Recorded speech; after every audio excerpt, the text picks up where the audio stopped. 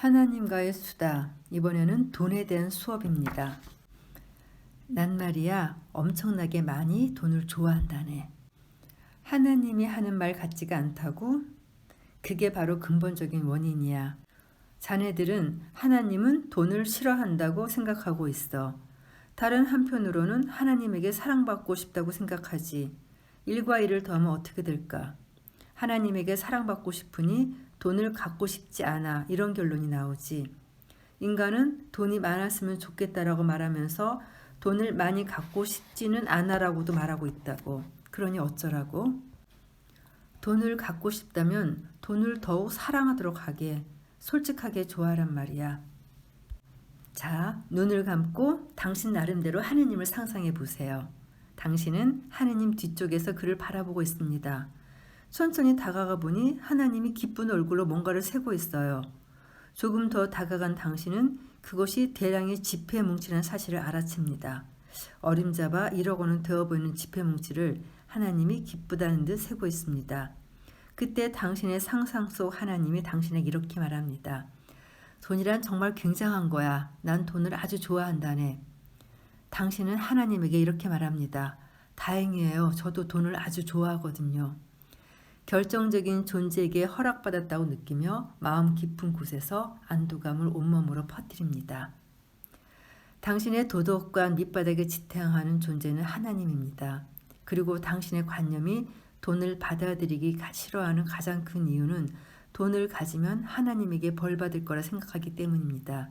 하지만 다 지나친 생각입니다. 애당초 하나님과 돈은 아무 상관도 없으니까요. 돈을 받아들이고 싶지 않아 하는 당신의 근본적인 관념을 바꿔놓읍시다. 자, 미스러, 자네는 돈을 아주 좋아한다고 선언했지. 이로써 부자가 되는 건 나쁜 일이 아님을 받아들이기로 자기 자신에게 허락한 셈이네. 그래도 돈이 뚝 떨어지지 않았어. 이유가 뭐라고 생각하나?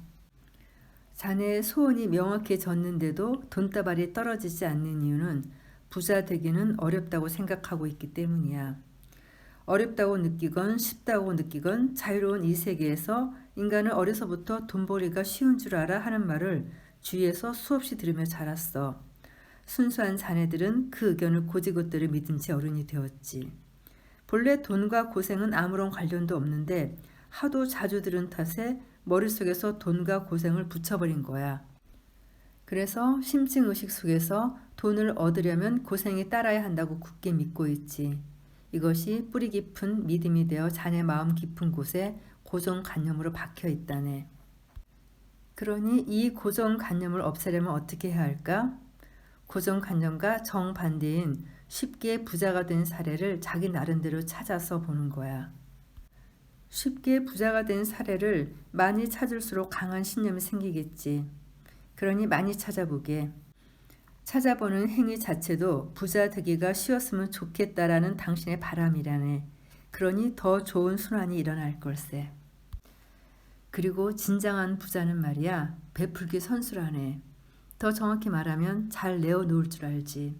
왜냐하면 돈 벌기가 어렵다고 생각하지 않으니까 들어오는 즉시 내어놓는다네. 사람은 쉽게 들어오는 물건일수록 쉽게 내놓는 법이야. 봉헌함에 300원을 아무 생각 없이 넣는 사람은 300원 정도는 금방 다시 들어온다고 믿고 넣는 거라네. 아무렇지도 않게 3,000원을 넣는 사람은 3,000원쯤 금방 다시 들어온다고 믿고 있지.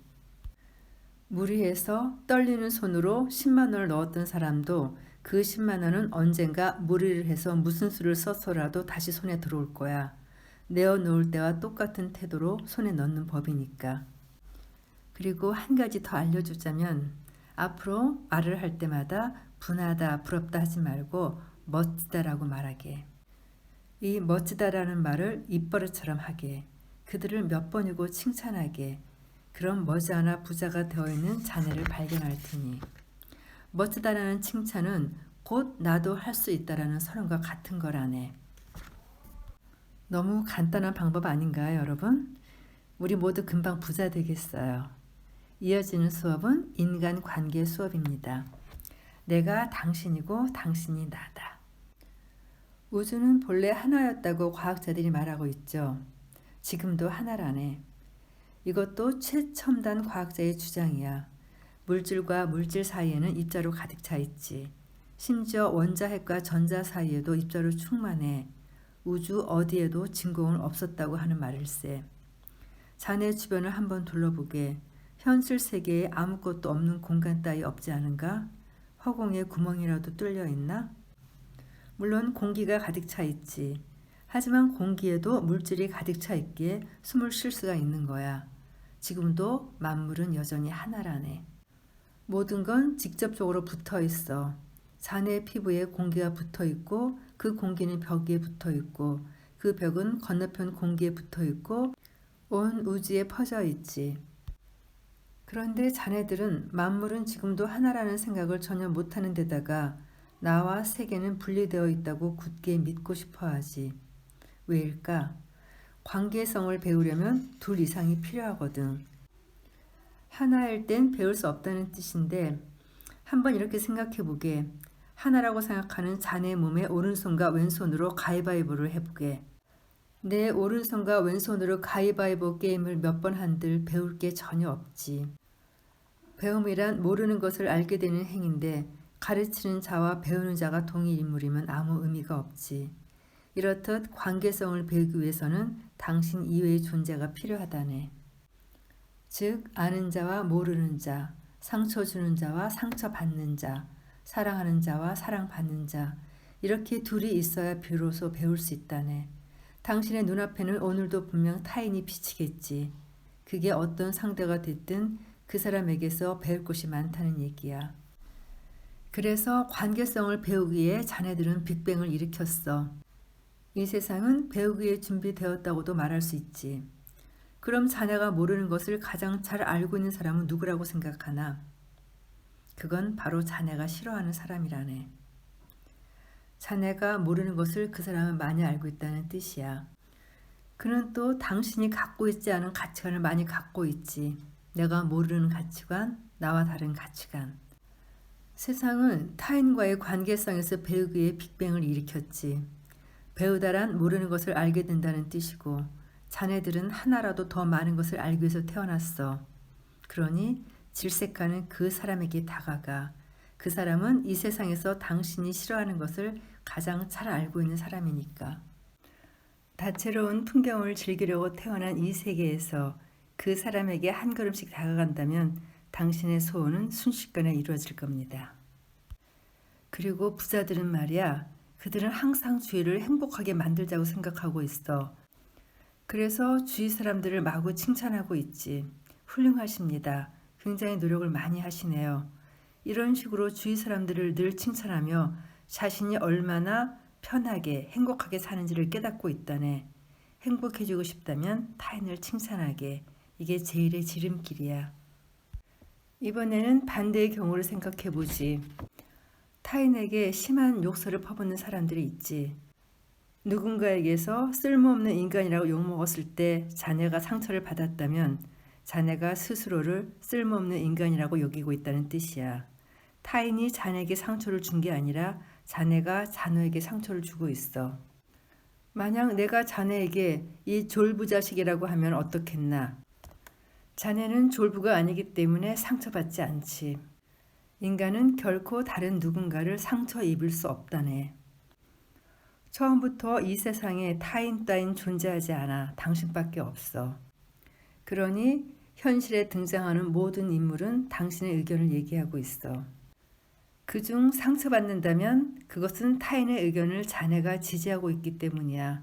상대방 입에서 나온 그 의견을 가장 인정하는 사람은 자네라고. 그리고 자기 변호가 일어날 때는 늘 내가 반대쪽 의견도 지지하고 있기 때문이다라는 사실을 깨닫도록 해. 자기 변호란 스스로를 끊임없이 타이르는 상태를 말하니까. 왜 스스로를 설득하려 할까? 당신이 상대편 의견이 옳다고 생각하기 때문이야. 그러니 자신에게 이쪽 편으로 오라고 설득하며 자기 변호를 하는 거지. 아까 얘기한 표층 의식과 심층 의식을 생각해보면 더 잘 이해가 되겠지? 다시 한번 말하지만 사람은 타인을 상처 입힐 수 없어. 자기 스스로 상처받을 뿐이지. 그렇다면 스스로 극복하는 것 말고는 방법이 없는데 상대방이 뱉은 대사에 상처받았다면 내가 스스로 그렇게 생각하고 있기 때문에 상처받았구나 하고 냉정하게 분석하게, 상대방 입으로 의견을 말하게 하는 사람도 나구나 깨달았다면 당신은 앞으로 결코 상처받지 않을 걸세. 자, 지금까지 공부한 것을 한번 복습해 볼까? 여기까지 읽었으니 돈과 인간 관계에 대해 새롭게 눈을 떴을 거야. 부자가 되려면 돈을 사랑하고 남에게 베풀 줄 알아야 돼. 부자를 진심으로 멋지다고 칭찬할 줄 알아야 내가 부자가 될 수 있네. 상대의 말에 상처를 받았다면 그건 내가 그렇게 생각하기 때문이지. 주위 사람들은 나에게 아무 관심이 없어. 사람들에게 내가 어떻게 비춰줄까 고민하지 말게. 자, 그럼 총정리해 볼까? 돈을 사랑하라. 돈을 벌고 싶으면 먼저 돈이 더럽다는 관념을 없애야 하네.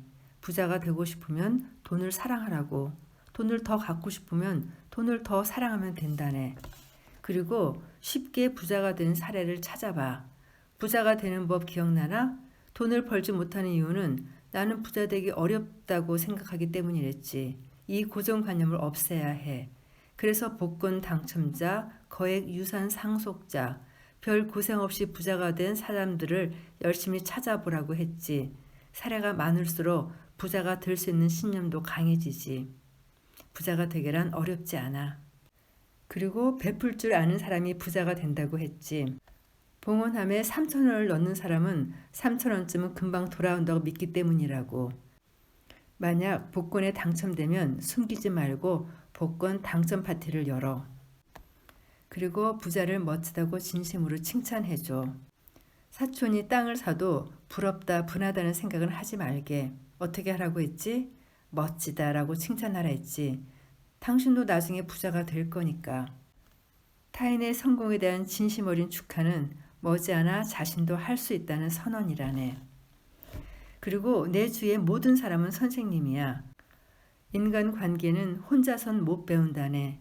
당신에게 일어나는 일을 통해 무엇이든지 배울 수 있다는 점을 명심하게나. 그리고 당신이 싫어하는 사람은 당신이 모르는 걸 가장 잘 알고 있는 사람일 수 있어. 누구나 가치관이 다를 뿐이니 내가 먼저 다가서라는 그런 가르침 기억하지? 그리고 나를 자랑하지 말고 타인을 칭찬해. 타인을 칭찬하는 순간 당신이 지금 얼마나 행복한지 느끼게 될 거야. 그리고 진짜 바보만 바보라는 말에 화를 낸다는 것도 기억해. 타인이 내뱉은 바보, 쓸모없는 인간, 멍청이, 뚱보 이런 말에 상처받았다면 그 이유는 스스로 바보, 쓸모없는 인간, 멍청이, 뚱보라고 생각하기 때문이라네. 누군가 당신더러 바보라고 했을 때 화가 났다면 그건 당신 자신이 스스로 바보라는 것을 인정하는 것. 타인을 인정하는 건 바로 당신 자신이란 걸 잊지 말게. 이렇게 반복해서 요약하니까 더 머릿속에 쏙 들어오죠. 이제 부록으로 하나님의 어록 중 몇 가지를 골라서 남겨둘까 합니다. 인간이란 알 수 없는 생물이야. 이룰 수 있는 꿈이어서 그 사람 현실에 비치고 있는데 못 이룰까봐 불안해하니까. 누구도 그 꿈을 품은 이유를 설명할 수는 없네. 왜냐하면 우주가 그 사람에게 그 꿈을 안겨줬기 때문이야. 그리고 꿈이 있다면 타인에게 얘기해. 타인이 가르침을 주거든 별거 아니야라고, 너라면 할 수 있어라고. 등을 다독여 줄 수 있는 사람은 언제나 타인뿐이라네. 자기 스스로 자기 등을 다독이는 모습 본 적 있나? 화 좀 냈다고 자네들을 내치는 존재를 신이라 부를 수 있겠나? 실컷 화내도 괜찮고 마음껏 욕해도 괜찮다네. 나는 모든 것을 견디는 힘을 지니고 있으니까. 인간은 하나님에게 해서는 안 되는 말이 있다고 생각하지. 하나 그렇지 않아. 난 기쁨만 보고 싶지는 않다네. 슬픔이나 괴로움도 감당할 수 없는 절망과 한탄, 질투도 자네들 인간이 경험하는 것 모두를 체험하고 싶다네. 그래서 분리된 자네들이 우주의 그곳에 존재하는 걸세. 나에게 좋은 모습만 보이려고 하지 않아도 괜찮아. 언제나 마음을 겉으로 표출하게. 어떤 감정이든 다 말이야. 마음을 열면 분리의 벽은 언젠가 사라질 테니. 그리고 인간은 해서는 안 되는 일이 있다고 생각해. 허나 세상에 안 되는 일은 하나도 없다네. 그리고 스스로 안 된다고 생각하고 있으니 그 일을 하면 당신은 벌을 받게 되겠지. 믿은 대로 이루어지는 현실을 스스로 만들어서 말일세. 인류가 행한 가장 잘못된 교육은 행복해집시다라네. 한 명도 빠짐없이 모든 인간이 그렇게 믿고 있어. 행복해지지 않으면 안 된다고 말이야. 하나 행복만이 멋진 경험이라면 내가 이 세상에 고통을 준비하지도 않았어. 슬픔도 일으키지 않고 미친 듯이 화나는 사건도 주지 않았을 게야. 이 세상에서 일어나는 일은 모두 엇비슷할 정도로 근사하다네. 본래 기쁨밖에 없다면 그것을 기뻐할 수 있을까? 우주가 시작되었을 당시 한 입자가 자신에게 소중한 것이 없다는 사실을 깨달았어. 그는 우주 구석구석까지 우주 물질 전체에 수소문 하고 다녔지. 내가 찾고 있는 물건 어디 있는지 알아? 그러다 결국 그는 우주 최후의 9999번째 물질 앞에 당도했지만 웬걸 그 물질도 아니었어. 우주 전체의 물질을 다 찾아봤는데 정말 찾고 싶었던 건 어디에도 없었단 말일세. 왜일까? 우주에는 이제 물질이 하나밖에 남아있지 않다는 사실을 그는 깨닫지 못했던 거야. 그게 그 자신이라는 물질이라네. 인간은 행복해질 수 없어. 왜냐하면 이미 행복하기 때문이야. 자네들에게 보이는 우주는 결코 완벽하지 않아. 자네들에게 들리는 우주는 결코 완벽하지 않아. 자네들이 느끼는 우주는 결코 완벽하지 않아. 왜냐하면 당신을 포함하고 있지 않으니까. 마지막 주문을 가르쳐 주지. 불안해졌을 땐 그 자리에서 감사하게. 감사란 일어나는 일을 전부 인정하는 행위라서 가장 중요하다고. 감사하면 특수한 에너지가 자네 마음에 솟아난다네. 그러면 불안감은 금방 사라지고 행복해지지. 결국 인간은 감사하고 있을 때 행복하다네. 행복해지려고 감사하는 게 아니야. 감사하는 동안 행복한 거지. 시대를 막론하고 부모가 자식에게 하는 말이 있다. 나쁜 짓을 하면 안 돼. 하나님이 항상 보고 있단다. 그렇게 밥을 남기면 하나님이 화낸단다. 아이 장해라. 하나님이 좋아하실 거야. 이렇게 아이들은 하나님이라는 존재를 점차 머릿속에 만들어간다. 그 아이가 성인이 될 즈음 그는 하나님을 명확한 존재라서 얘기할 수 있게 된다. 어쩌면 하나님이 인간을 만들었다는 말보다 인간이 하나님을 만들었다는 말이 정확할지도 모른다. 만약 세계에 하나님이 없다면 우리들은 어떻게 되었을까? 우리들은 기쁨을 누구와 나눴을까? 우리들은 분노를 누구에게 터뜨렸을까? 하나님이라는 개념이 존재하지 않았더라면 아마 우리들은 오늘까지 세상을 헤쳐나갈 수 없었을 거라 생각한다. 하지만 괜찮다. 우리들에게는 하나님이 있었다. 누구나 마음 깊숙이 하나님이라는 개념을 간직하고 있었다.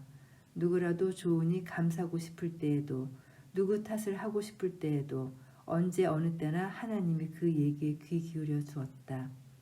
마음 깊은 곳에서 가장 마지막에 인간의 감정을 받아들이는 존재는 언제나 하나님이니까. 그런 하나님의 가르침은 오직 하나뿐이었다. 당신은 이미 행복하다. 하지만 우리 인간이 도저히 이해할 수 없는 가르침이다. 내가 행복하지 않은 100가지 이유라는 책을 다음 작품으로 쓸까 싶을 정도로 눈앞에서 불행이 일어나기 때문이다. 하지만 이 책이 있다. 이 책은 당신이 행복을 깨닫는 방법에 대해 굉장히 면밀한 계산을 토대로 실었다. 30편의 가르침 원리는 지극히 단순하다.